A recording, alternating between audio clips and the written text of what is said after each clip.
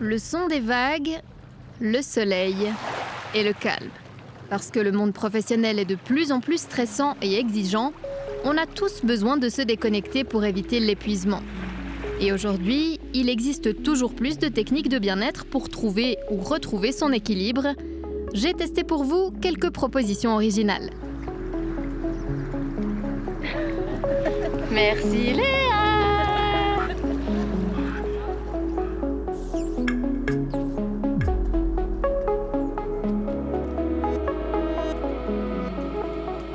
Ce dimanche matin de décembre, il fait 0 degré à Sion.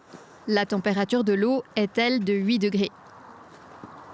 Ce petit groupe écoute les conseils de son instructeur avant d'aller se baigner. L'exposition compte pas.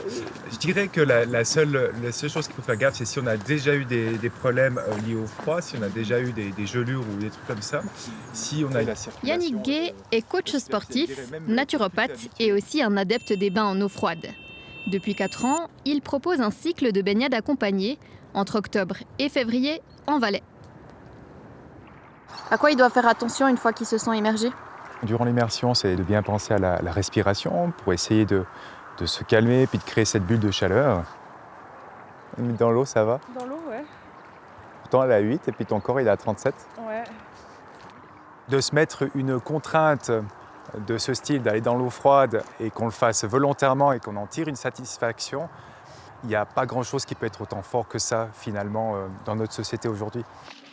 Yannick Gay n'organise pas ses baignades hivernales sans précaution. Les participants lui signent une décharge et il leur demande aussi un préavis médical. Il y a également un engagement financier. Pour les 4 mois de pratique, une participation financière de 480 francs est demandée. Cette année, 30 motivés ont répondu présent. Parmi eux, il y a Caro, une entrepreneure indépendante. Ça m'a changé la vie. Ça m'a aidé à me mettre au sport. Il y a une année, j'étais pas du tout sportive. Je tournais un petit peu en rond. Je me suis mis à faire de la course, du trail et vraiment, ça a changé ma vie. Loris travaille lui dans le milieu bancaire. On peut faire des parallèles après avec ce que ça nous amène dans le mental. Par exemple, quand on a une journée difficile, c'est comme quand on rentre dans l'eau. Au début, c'est difficile, puis après, ça va aller, quoi. Et c'est après un burn-out que Steve s'est intéressé à cette pratique. C'est pas instinctif. Il y avait beaucoup de résistance au début. Et pourquoi je reviens ? C'est après coup, comme on se sent super bien, c'est un café, c'est un super café, quoi. Les idées sont claires, le mental est calme, voilà, on se sent bien. Intriguée, je n'ai pas résisté moi aussi à me jeter à l'eau. on va y aller. On va progresser jusqu'à peu près mi-cuisse.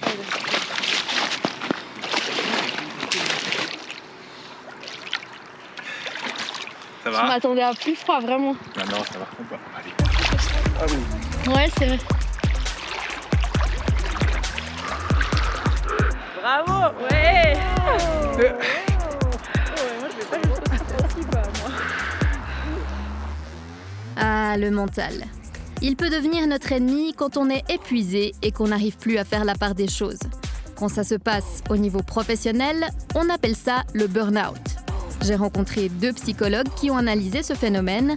Ensemble, elles ont écrit un livre sur cette thématique. On va dire que c'est lié au rôle social ou aux rôles sociaux qu'on tient en fait dans sa vie. Ça peut être le travail, mais ça peut être d'autres activités, puisqu'on sait qu'à l'origine d'ailleurs, on a étudié ça sur des bénévoles. Donc ce n'est pas une question de travail salarié, c'est vraiment une question d'investissement ou de surinvestissement dans un rôle. En Suisse, aujourd'hui, près d'1 travailleur sur 3 se sent épuisé émotionnellement. Ce stress au travail engendre 6,5 milliards de frais par an. Et ce sont les femmes et les personnes exerçant un emploi précaire qui sont les plus touchées par le burn-out. On a des statistiques sur le stress chronique qui montrent qu'il est en augmentation. Et c'est probablement lié à des aspects assez complexes du contexte socio-économique qui fait que les entreprises mettent beaucoup de pression. Donc on a énormément de gens qui sont soumis à des facteurs de stress chronique au travail. Place maintenant à une deuxième méthode étonnante de bien-être. C'est à Genève, cette grande ville remplie de gens stressés, que j'ai rendez-vous avec Tatiana. Cette nutritionniste s'offre chaque semaine une séance de floating pour retrouver le calme. Un moment pour soi qu'elle a instauré dans son quotidien depuis 6 mois Concrètement, elle s'immerge dans cette baignoire remplie d'eau avec une forte concentration de sel qui lui permet de flotter pendant 1 heure. Chaque fois, c'est le même effet. On se repose énormément dans ces bains. On ne sent pas notre poids. On est dans le noir. Pendant 1 heure, vraiment, on ne pense à rien. C'est génial comme sensation. La Suisse compte une dizaine de ces centres. Chez Namaka, il y a 3 salles dédiées à la flottaison.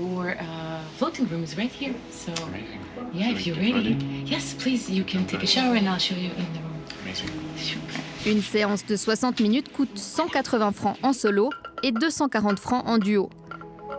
C'est Anna Ivashuk qui a développé cette possibilité en plein centre-ville de Genève depuis 2020.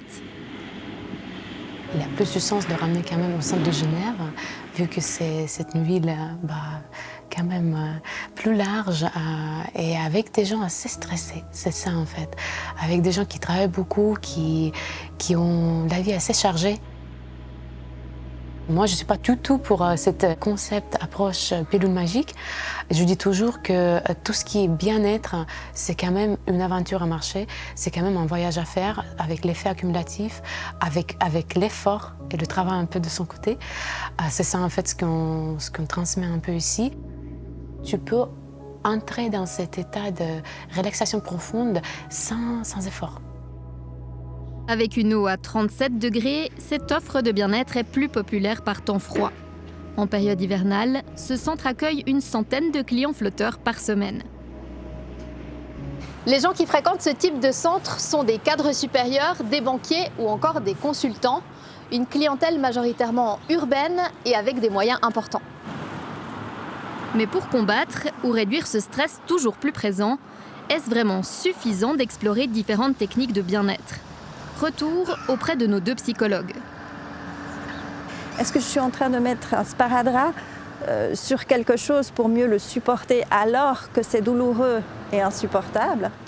Ou est-ce que c'est vraiment quelque chose d'efficace pour moi qui me permet de faire la part des choses dans mon contexte professionnel ou personnel ?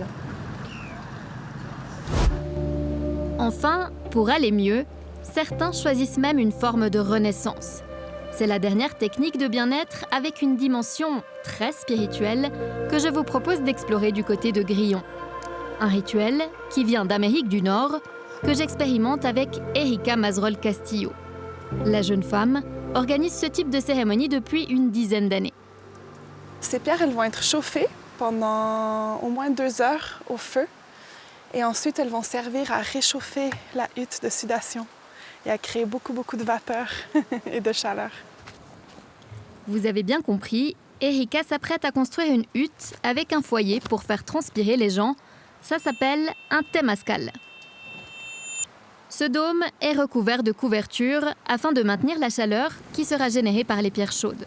Ce jour-là, ils sont une dizaine de personnes de tous horizons à participer à la cérémonie.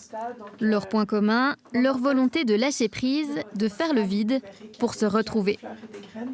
On est à la fois là pour un travail individuel, pour prendre un temps pour soi, pour être avec soi-même. L'expérience coûte entre 50 et 120 francs en fonction des capacités financières de chacun. Elle commence par une méditation avant d'entrer dans la hutte. Il n'y a que l'instant présent.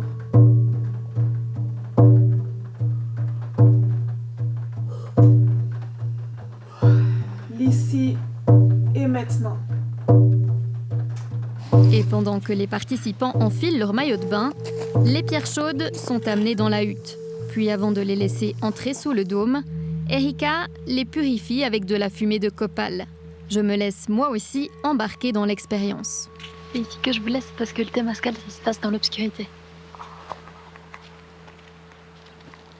Ici, j'ai un petit mix de fleurs aromatiques. Voilà les derniers instants que j'ai pu capter avant que la nuit ne tombe sur les hauts de Grillon. Pendant 2 heures, assis côte à côte autour des pierres volcaniques, nous avons chanté, accueilli nos émotions et beaucoup transpiré. Un moment suspendu, auquel on peut adhérer ou pas, mais qui, l'espace de quelques heures, vous fait oublier totalement le stress du quotidien.